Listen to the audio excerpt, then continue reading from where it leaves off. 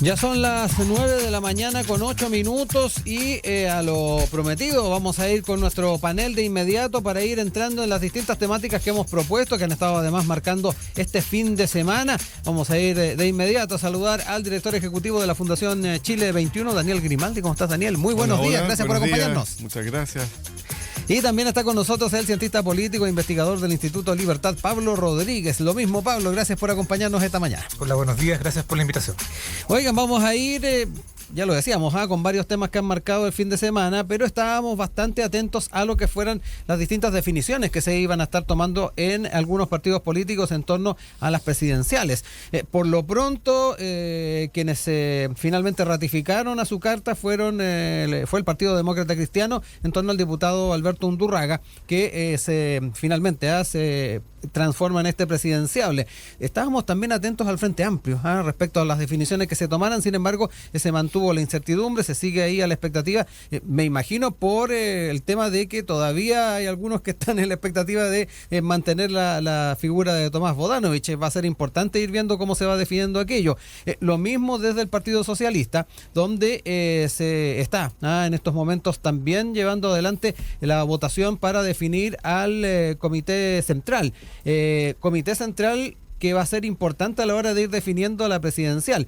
Estaba ahí revisando algunos elementos de prensa donde se planteaba que el que esté o no la figura de Camilo Escalona puede ser también determinante en torno al poder llevar adelante el nombre de Carolina Toá. Particularmente se está definiendo quién puede ser el secretario general de la colectividad, donde también está el nombre de Arturo Barrios. Son factores que están primando en estos momentos a la hora de ir definiendo entonces quién puede ser o no el abanderado o abanderada en cada una de estas tiendas. Se podría decir que había mucho ruido, pero finalmente hubo pocas nueces en torno a las definiciones de las presidenciales. Quiero ir a una visión más amplia de lo que estuvimos viviendo este fin de semana. Daniel, parto contigo para que me cuentes un poquito cuál es la sensación con la que te quedaste. Hasta el momento, la DC nomás está con una definición clara. Sí, mira, yo creo que lo único que podemos decir por el momento es esta sensación que queda. Y la sensación que queda es que la verdad es que los caballos que realmente están corriendo, si es que podemos usar esa metáfora y nadie se ofende, pero los caballos ganadores que tienen verdaderamente posibilidades ya están en la pista. Entonces finalmente ahora hay una disputa por armar el resto de la carrera, que muchos de los candidatos que van a aparecer saben que tienen poca opción de pasar a una segunda vuelta, de ser una opción presidencial real. Pero lo que ganan son otras cosas, son visibilidad para sus partidos, suben un escalón más. Una eventual parlamentaria, son otras cosas las que están en juego, lo que tiene muy poco que ver con los intereses de los ciudadanos. Entonces, ahí en ese espacio es donde tendrían que jugar cómo sintonizar verdaderamente con los intereses de la ciudadanía, cuando todo el mundo sabe que el verdadero interés de ellos no es pasar a la presidencial, no es esa pelea la que están dando. La pelea que están dando es por existir, es una pelea mucho más baja, o por mantener lo que ya tienen, por la visibilidad. Entonces, ahí se está jugando esto. Cosa distinta la veo un poco en el Partido Socialista, donde se juegan un poco más que eso, bastante más que eso, diría yo, porque parecería bastante raro que no apoyaran a Carolina Toá, siendo alguien que tiene la tradición familiar que tiene Carolina Toá, de dónde viene su tronco, digamos. No es que se pueda heredar nada, pero sí tiene una raíz que la conecta muy fuertemente con el Partido Socialista. Y una trayectoria donde ha cumplido además varios hitos, ¿no? Por supuesto, tiene lo que los romanos llamaban el cursus honorum. Es alguien que parte de abajo, ¿cierto? Con los puestos más elementales, y va subiendo en su carrera política. Es alguien que tiene una coherencia. Entonces, sería raro que el Partido Socialista no la apoyara. Además, se arriesga la continuidad de esta alianza que es el socialismo democrático. Sí. Entonces, finalmente, a ver, ¿a qué estamos jugando? Esa es la pregunta. ¿Cuál es el juego que hay aquí en este tablero? Ahora, por el otro lado, en la DC, El conflicto que se da es con el Partido Comunista. ¿Por qué no van a participar en las primarias? Undurraga ya lo ha dicho, que no quieren estar con un partido que apoya a Maduro, etcétera. Yo tengo la impresión que es más con ciertos candidatos que con el Partido Comunista. Con Jadwe particularmente. Es con Jadwe. Entonces, en el momento que el Partido Comunista nombre a otro candidato, posiblemente Yanet Jara, que sería lo más lógico, yo creo que la DC se podría allanar, porque las posiciones de Yanet Jara sabemos que son bastante diferentes a las de Daniel Jadwe, ha participado en el gobierno, etcétera, es más dialogante. Entonces por ahí va la cosa. Muy complicado lo tiene Evelyn Matei, a mi juicio, porque sus competidores reales están fuera de la coalición. Sí. El resto son competencias dañinas, como la de Carter, que resta mucho, daña en la competencia. Y Jimena Rincón, que también es una lucha por existir, que estaría disponible a inmolarse por ganar una pequeña cuota. Sí, es eso. Entonces, lo de Jimena Rincón yo lo leo más: te doy un brazo para que me dejes entrar. Eso es. Recordemos además que Jimena Rincón durante este fin de semana también fue ya proclamada por demócratas. Pablo, voy contigo también para conocer un poquito tu apreciación de lo que fue este fin de semana, también un poco los apuntes que estaba haciendo Daniel en torno a... Se me quedó el Frente Amplio. Pero sí, de ahí podemos volver. Sí, vamos, lo tomamos. Las intencionalidades que muchas veces están detrás de ciertos liderazgos que se proyectan como presidenciales, pero que finalmente están para aparecer y eventualmente tener otras responsabilidades u otros objetivos. Es que sí, porque, a ver, hay un problema real que tienen los partidos políticos que hoy día tiene que ver con lograr subsistir en la próxima elección parlamentaria. Y no tiene que ver solamente con el umbral, porque podría ser, pero como probablemente no va a ocurrir, tiene que ver justamente con obtener el mínimo de votos o el número de parlamentarios para continuar como partido. Entonces, en ese juego uno entiende las movidas de ayer o del fin de semana respecto a la DC, que instala a su presidente de partido como posible candidato en una primaria, pero tiene que ver con posicionar al partido. Sí. Tiene que ver con remarcar que existen todavía en una coalición que no los quiere mucho y ellos tampoco los quieren mucho a algunos de sus miembros. Entonces, yo creo que tiene que ver con cómo se instalan y cómo intentan justamente sobrevivir en un contexto muy difícil. Demócrata es lo mismo.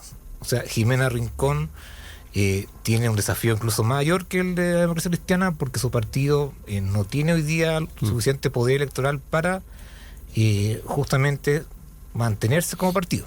Entonces ahí es clave la negociación que tenga con Chile Vamos. Ella no va a llegar a la presidencial sola, o sea, no va a llegar a una primera vuelta, es muy difícil. Ella de alguna forma manifiesta su interés y el partido la proclama para negociar con Chile Vamos, en un contexto, y esto se cruza para ambos sectores, donde ya se están negociando los cupos parlamentarios. Entonces, las reales intenciones presidenciales de estas personas que hemos nombrado, sí, probablemente ellos quieren ser presidentes desde siempre, pero tiene que ver más bien con que... No es primera vez.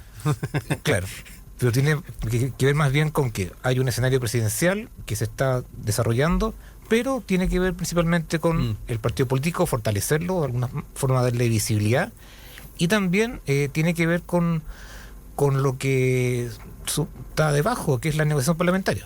Hay cupos que son difíciles de negociar y por tanto los partidos empiezan a mover sus fichas a partir de eso.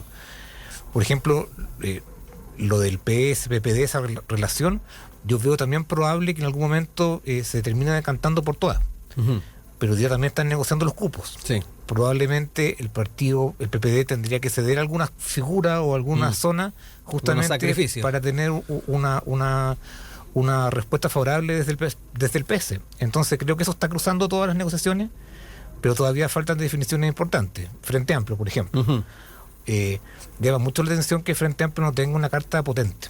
O sea, más allá del nombre que se termine ratificando en alguna instancia del partido, el Frente Amplio es el partido del gobierno. Y por lo tanto ahí uno tiene mucho que analizar respecto a que si hoy día tiene una figura potente que esté dispuesta a ir, te está hablando de lo mal que estuvo el gobierno desde el punto de vista de lo que ellos defendían. ¿Bodanovich no lo ves como una figura? Es que Bodanovich ha dicho por todos los medios posibles que, comparándolo con la expresidenta Bachelet, ha sido muy claro en decir que no, que este no es el momento. Sí. Y por tanto uno podría pensar de que efectivamente está diciendo la verdad. Y ahí hay un problema justamente para el Frente Amplio, porque los nombres que han surgido como posibles candidatos son candidatos que podrán representar a ciertos grupos en el interior del Frente Amplio, pero la verdad es que no son competitivos, no representan justamente lo que la sociedad hoy día quiere, y ese es un problema, insisto. El Frente Amplio, el Partido Comunista, son los principales partidos del gobierno, y que no tengan una carta potente te habla mucho de cómo ha sido este gobierno. Daniel, volvemos contigo. Nos quedaba ahí el apunte del Frente Amplio y hizo algunos aprontes. Sí, bueno, claro, el Frente Amplio comparto que es raro que no tenga una carta presidencial. Por ahí Quique Mujica escribió una columna donde decía el colmo de la renovación es no tener renovación. Pero lo que pasa es que yo creo, a ver, siendo benevolente, creo que tienen muy buenas cartas y se están cuidando en una elección que es compleja. Bodanovich es un muy buen nombre, es alguien que puede perfectamente asumir una candidatura muy potente en el futuro. El hombre es consciente además que le falta experiencia, ¿cierto? ¿Cómo compensamos esta crítica que se le ha hecho al Frente Amplio de que no tienen experiencia? Bueno, y ahora ponen a alguien que tiene incluso menos experiencia de lo que tenía Gabriel Boric, siendo parlamentario. O sea, pasar 4 años por un municipio no es tener una gran experiencia política, es una experiencia política relevante, pero de ahí para saltar a la presidencia de la República es raro. Distinto es Santiago, distinto es una gobernación. Dicho eso, creo que tienen muy buenas figuras también, tienen un equipo de recambio, pero son cuidadosos porque nadie se quiere inmolar. Sí. Nadie quiere quemar. A mí me da la impresión de que Gonzalo Winter no se quiere quemar porque dicen, me van a mandar aquí a los leones para que me coman, para que Toaga me despedace, me destroce. Además es muy buena en debates. No quiere el hombre, naturalmente, no quiere despedazarse. Entonces, ¿quiénes podrían ser? Yo creo que institucionalmente le correspondería a la presidenta del Frente Amplio. A Constanza Martínez, una figura pública. Si nadie quiere, ella tendría que poner el pecho a las balas, asumiendo su cargo, y creo que le haría bastante bien, daría una muy buena pelea. Además, también está la Constanza Schoenhaut, que la ex convencional. La ex convencional, que tiene algo así, que tiene bastante presencia en los medios, es conocida, ya tiene algunas campañas en el cuerpo. Está también Diego Ibáñez, que es un personaje que sale bastante en los medios de comunicación, es conocido, tiene buena pinta, pueden entrar fácilmente. Creo yo que tienen buenas cartas, pero están siendo muy cuidadosos porque finalmente es ¿quién va a perder? ¿Quién va a perder bien? ¿Quién pierde mejor? Beatriz Sánchez y la ministra Orellana, que también son nombres que habían estado sonando. Yo a Beatriz Sánchez no la veo en esto, perdí una presidencial, la veo muy lejos de todo, no creo que sea una buena alternativa. No da la impresión de un recambio generacional, no ha brillado tampoco como embajador en México, no la veo, se alejó mucho. Y la ministra Orellana está bien dañada también, está bien dañada. Entonces las veo mucho más abajo que estos otros personajes que te digo, que es una apuesta, que pueden ganar algo. La cuestión aquí es ¿quién gana perdiendo? ¿Pablo? Sí, yo creo que mirando el escenario, lo que va a hacer el Frente Amplio es intentar dejar bien su congreso del 2025 hacia adelante. Y posiblemente todas las cartas que menciona Daniel van a terminar siendo la gran mayoría puntales de la lista parlamentaria, porque justamente por un lado no tienen esta figura que yo menciono que sea lo suficientemente potente, atractiva para ser competitiva en una elección presidencial, y al mismo tiempo estas mismas personas u otros nombres tampoco tienen el mayor interés en un contexto que no es favorable para ellos. Entonces yo creo que el Frente Amplio está, como se dice, va a sujetar los muebles lo más posible la elección parlamentaria, pensando no solo en subsistir, que eso es probable que ocurra, pero tiene que ver con que el Frente Amplio es un proyecto político que está instalándose con mucha fuerza, que superó con bastante rapidez a lo que era el socialismo democrático, la concertación, y esa posición de poder yo creo que la van a querer mantener. Y por lo tanto en ese mapa uno pensaría que la prioridad del Frente Amplio va a ser la parlamentaria más que la presidencial. Y ahí, claro, ahí es como tiene una lista potente de candidatos que justamente representan su proyecto político, pero mirando hacia adelante. En las elecciones presidenciales que vienen, no ahora, porque yo veo al menos que no hay mucho espacio para ellos. La figura de Orrego, ¿cómo la ven? Porque también se ha señalado de que, bueno, él también lo ha dicho, él está enfocado en la gobernación, pero desde sectores del oficialismo más de alguien lo ha estado mencionando. Quería citar algo en una entrevista que dio durante la mañana el senador José Miguel Insulza. Él reconoce contactos del PS con Orrego como carta presidencial, pero además se reconoce, están todos en el yo no quiero, yo no puedo. Se parte de lo que dice el senador. ¿Cómo ven también a Orrego en este escenario? Yo creo que Orrego tiene un dilema parecido al de Bodanovich, con la diferencia que tiene un capital más grande que poner a disposición de esto. Yo creo que si Orrego hubiera obtenido cerca de los 3 millones de votos en la elección a gobernador, sería candidato presidencial indiscutiblemente. Pero ahí mostró una flaqueza, mostró que no le alcanzaba, que está muy cerca de eso, pero que no le alcanza. Siempre ha querido ser presidente, coincido contigo, Pablo, que Orrego quiere ser presidente, está en esto, pero sabe que lo puede ser también más adelante. En la próxima elección puede perfectamente serlo. Bodanovich también. Entonces, hay una cuestión que dijo Bodanovich sobre la palabra empeñada, y es eso que amarra también mucho a Orrego. Orrego también dijo, no, yo estoy con la gobernación, este es mi plan. Bueno, entonces se dice, Bachelet cumplió su palabra, Bodanovich cumple su palabra, Orrego no cumple su palabra, es complicado, lo ponen en aprietos. Ahora, en política, como dicen, siempre hay dinamismos que cambian los escenarios, podría ser, pero ahí tendría que justificar muy bien esa posición. Y los que tendrían que justificar muy bien también son los socialistas a elegir a un demócrata cristiano que tiene una raíz bastante conservadora, que se ha digamos, desprendido un poquito de eso, pero Orrego tiene la historia que tiene, es de las Juventudes Católicas, es un hombre que él piensa en su carrera principalmente. Y no tiene proyecto político alrededor. Entonces, ¿qué pasa con el Partido Socialista? Va a rechazar una candidata que es de los suyos, que es indiscutiblemente socialista, por un exdemócrata cristiano. Es raro, no se vería coherente. Sí. No se vería coherente. Pablo, lo mismo, y quiero además también preguntarte un poquito sobre la interna de Chile Vamos, porque ahí lo planteó Daniel en su primera reflexión, no sé también cuál es tu apreciación, pero te dejo primero con Orrego. A ver, Orrego, claro, pasa algo parecido, que es una persona que trabaja su carrera política en función de ser presidente en algún momento de su vida. Y lo va a intentar, lo ha intentado, pero claro, aunque él ha dicho que no, su no ha sido menos definitivo que, por ejemplo, el de Bodanovich, que ha sido mucho más claro en su mensaje de respetar a los vecinos de Maipú y que va a terminar su periodo como alcalde. En cambio, Orrego, uno podría tener alguna una sorpresa ahí, pero la verdad es que es difícil que en cuando la política ha perdido tanta credibilidad, que una persona que fue electa hace 2 o 3 meses salga de un cargo, aunque no sale realmente, porque de alguna forma tiene cierto espacio para ir como posible candidato sin renunciar hasta una instancia. Entonces hay un tema ahí que se lo permite el cargo, pero desde el punto de vista de lo que la ciudadanía espera de sus políticas, creo que ahí hay habría una falta de respeto muy grande hacia los electores cuando personas que salieron electas hace muy poco, creo que eso es lo principal, o sea, están recién asumiendo sus nuevos cargos. Claro. Sería muy muy feo que salieran del mandato que les dio la ciudadanía para asumir un nuevo cargo, aun cuando este es el cargo más importante del país, pero creo que la gente hoy día espera que lo respeten. Y eso creo que tanto Bodanovich principalmente creo que lo entiende muy bien, más allá de lo que él señala como experiencia política o lo que le falta como recorrido como político. Creo que él está siendo muy respetuoso de la gente, y eso creo que hay que resaltarlo.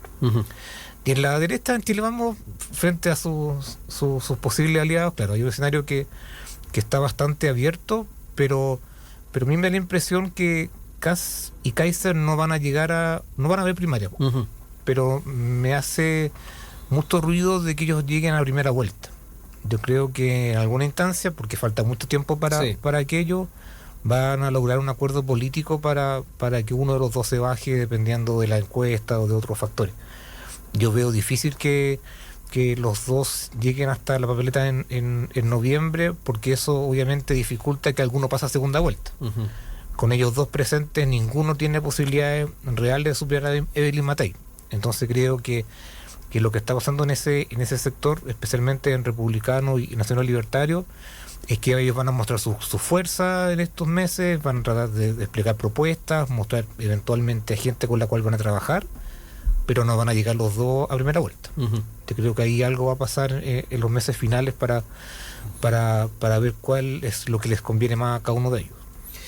Para cerrar este bloque quería hablar también un poquito de la conciencia dentro de los distintos partidos políticos y las coaliciones de las implicancias de ir en dos listas en una o hacer dos primarias, lo que eventualmente puede pasar también en la derecha, porque no son pocos los sondeos, las encuestas o particularmente las miradas que están haciendo algunas encuestadoras de los escenarios que se podrían ir configurando si es que se va por dos listas en una parlamentaria, por ejemplo, que podría ser además, podría desembocar en aquello el tener, por ejemplo, o no tener primarias o tener dos primarias, en fin.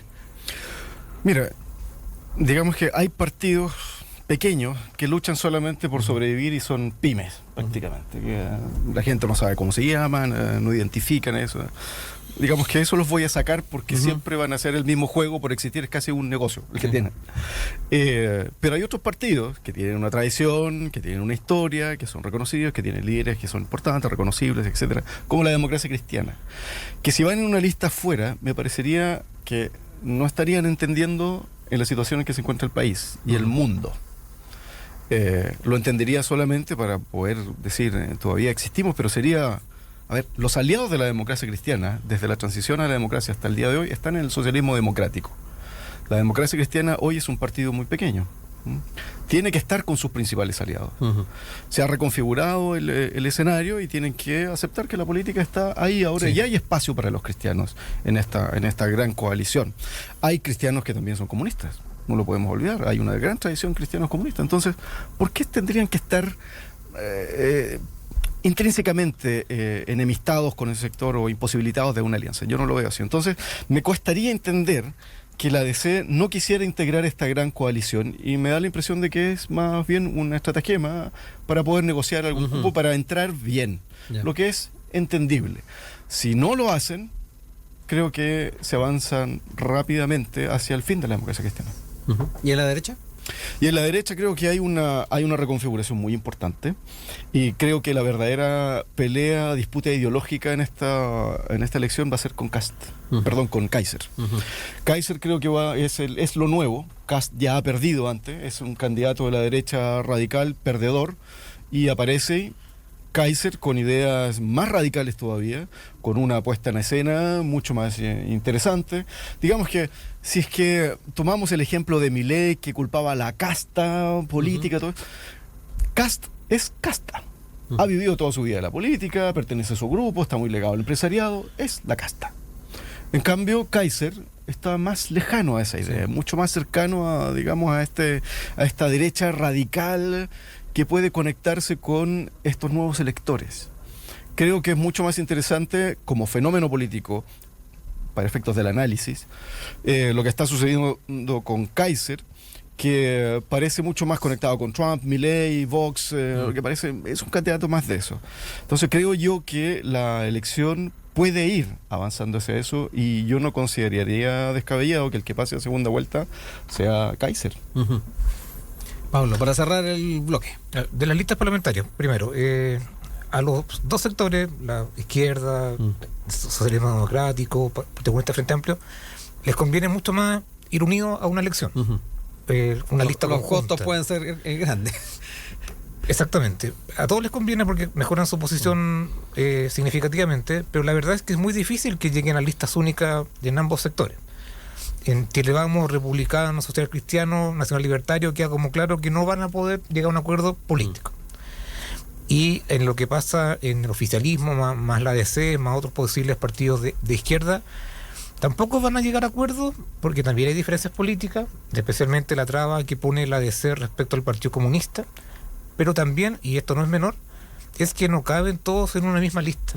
O sea, no hay cupos infinitos para que cada partido pudiera tener una buena representación y por lo tanto lo más probable es que vayan en dos listas, porque no caben, hay diferencias importantes que van a profundizarse probablemente en una etapa de campaña, pero el tema numérico no es menor porque tiene que ver con que hay que distribuir cupos entre partidos y no hay espacio suficiente para ello. Entonces creo que escenarios que ambas listas le favorecería de ir en una sola para enfrentar de buena forma a la otra fuerza política, eso no va a ocurrir porque no está la viabilidad política para aquello y por lo tanto tanto en la izquierda, centro izquierda, como derecha, centro derecha, lo más probable es que terminemos viendo 2 listas en cada uno de estos sectores.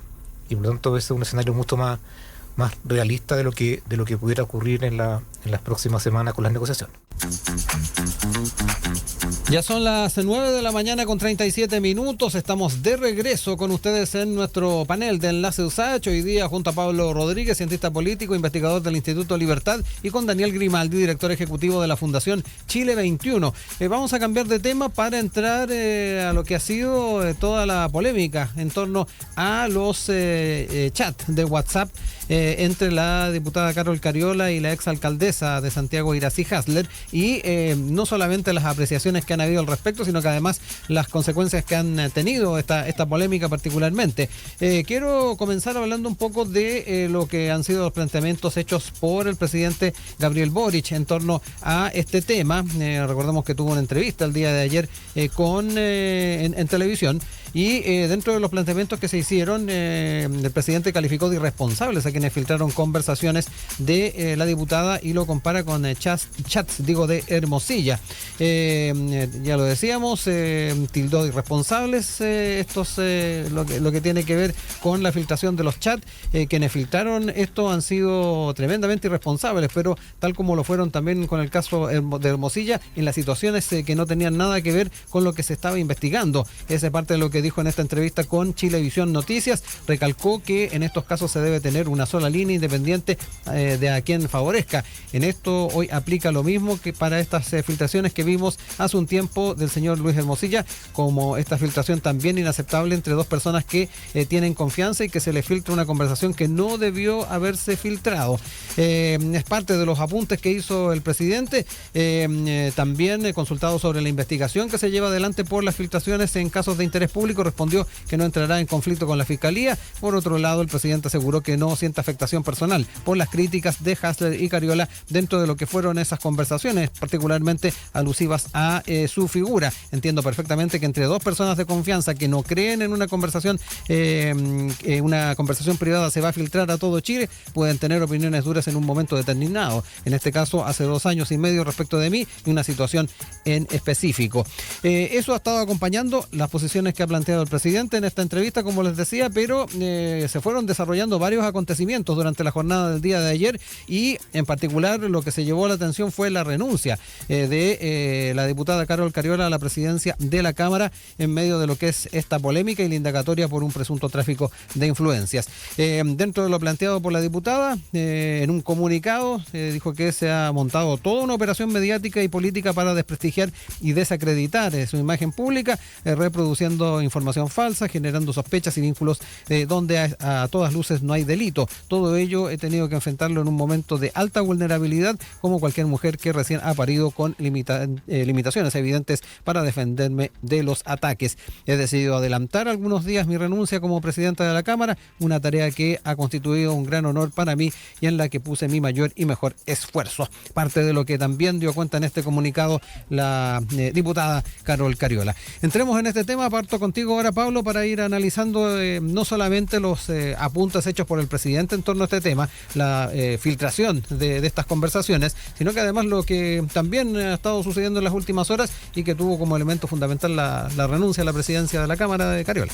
Sí, yo coincido con el presidente en el sentido de que efectivamente hay un problema de fiscalía al filtrarse, por decirlo de alguna manera, porque las cosas no se filtran solas, sino que alguien tiene que hacerlo. Respecto a testimonios, relatos de las personas cuando son puestas frente al Poder Judicial, creo que eso es grave. No es correcto que esté ocurriendo este caso del último, pero hay una seguidilla de casos en los cuales no es la culpa de la prensa, porque la prensa informa lo que tiene que informar, pero no veo aceptable que desde la Fiscalía siempre se filtren las declaraciones de las personas. Eso creo que es un problema mayor. O sea, tiene que haber un respeto por la privacidad, tiene que haber un respeto por el debido proceso, por la presunción de inocencia de las personas, y creo que Fiscalía ha tenido este problema no ahora, sino que con el anterior fiscal nacional, y pareciera que no hay un esfuerzo real para evitarlo. Yo creo que hay un problema importante ahí de lo que ocurre al interior de la Fiscalía, y debiera controlarse de mejor forma. Yo creo que hay una cosa que hay que revisar con mucha atención. Pero dicho eso, que es el tema más polémico, Sí. yo encuentro que la renuncia de la expresidenta de la Cámara de Diputados a esta altura es una decisión acertada. Yo creo que cuando una figura relevante en términos de poder, en términos de representación, asume o está enfrentada a un tipo de juicio de este tipo, lo normal es dar un paso al costado. Y que justamente ella, como persona ya sin el ostentar el cargo que tenía, pueda justamente asumir una defensa de lo que ella cree que es justo y de lo que ella cree que son imputaciones falsas o de lo mal que lo pueda haber estado haciendo Fiscalía respecto a reunir antecedentes. Uh-huh. Yo creo que ella hace bien en salir, desde el punto de vista, no estoy de acuerdo con lo que dice, pero sí que deje el cargo porque creo que le ayuda más que la perjudicara. Salir del cargo de alguna forma libera un poco la crisis y también le permite enfrentar a ella de mejor forma y con más libertad las acusaciones que hoy día enfrenta por parte de la Fiscalía. Creo que, visto el punto de vista político, es una buena decisión que ella salga del cargo frente al escenario que hoy día está enfrentando. Probablemente, si esto se resuelve de alguna manera, podrá ser de alguna forma recompensada políticamente desde el punto de vista de podrá volver a lo mejor en alguna instancia a la presidencia de la Cámara, pero cuando una autoridad tan importante como la que ella tenía a su cargo enfrenta unas denuncias de este tipo, creo que lo normal y lo esperable es dar un paso al costado hasta que esto se solucione. Después de eso podrán haber diversos caminos, pero cuando hay una denuncia de este tipo, donde la Fiscalía asevera hechos que son graves, creo que está bien que ella deje el cargo de la presidencia de la Cámara. Uh-huh. Daniel, voy contigo también para que me cuentes un poquito de tu óptica respecto a lo que ha sido estas polémicas. Yo creo que una cosa es el tráfico de influencia supuesto de la diputada con la trama china que se arma aquí. Y lo otro es la prueba, la validez de la prueba y la seriedad de la prueba. Entonces, no voy a entrar en eso, en lo del tráfico de influencia, me voy a concentrar en la validez de las pruebas que se están esgrimiendo, que son, en este caso, los WhatsApp. A mí me llama la atención ver a un fiscal, como el fiscal Cooper, muy suelto de cuerpo explicando el caso y no asumiendo la responsabilidad que le compete a él, digamos, por las filtraciones. O sea, el fiscal responsable de mantener la carpeta investigativa en buenas condiciones, digamos, a salvo de filtraciones, y resulta que no hay sobre él ningún cargo que pese por esto. Tampoco de los oficiales de la PDI, que están los peritos, digamos. Sí. Se ha diluido la responsabilidad. Cuando alguien dice hay una filtración, como si fuera por arte de magia, que vino el diablo que metió su cola y lo sacó y lo filtró a la prensa. Cuando aquí son personas que están a cargo de resguardar información, que es información privada, etcétera. Entonces, esto me parece de una gravedad muy alta, y no es primera vez, ya hemos visto con otras cosas, con lo de Murcia, y no es porque uno empatice con el acusado ni con lo que ahí sale, sino que no corresponde, y eso pone en tela de juicio las instituciones, daña mucho el proceso investigativo, daña la imagen de la justicia, y también como consecuencia puede tener que, imagínate que si algún inescrupuloso filtra estos chats, podría filtrar fotos también personales, íntimas, cosas, conversaciones mucho más privadas también, que nadie quisiera que alguien se enterara, que no tendrían por qué enterarse. Y alguien ha dicho por ahí este fin de semana, varios lo dijeron, que estaríamos en presencia ya de un gran hermano que vigila todo, y está en telejuicio lo de la privacidad de las personas. No puedes hablar nada con alguien de manera privada. Entonces también podríamos pensar que cualquier persona, si pasa esto, si se filtran tus fotos, tus chats, podría decir, si me piden el celular, lo más racional es decir, mi hijo lo botó al water, es decir, lo tiró al río. Y alguien podría decirle algo a esa persona. Es loco, claro, el riesgo es muy grande, van a sacar fotos íntimas mías, conversaciones que no tienen nada que ver con esto. Entonces se daña fuertemente el procedimiento, se daña la imagen de la justicia, se daña la democracia, finalmente, la separación de los poderes, y yo creo que esto ya no da para más y necesita una regulación mucho más estricta.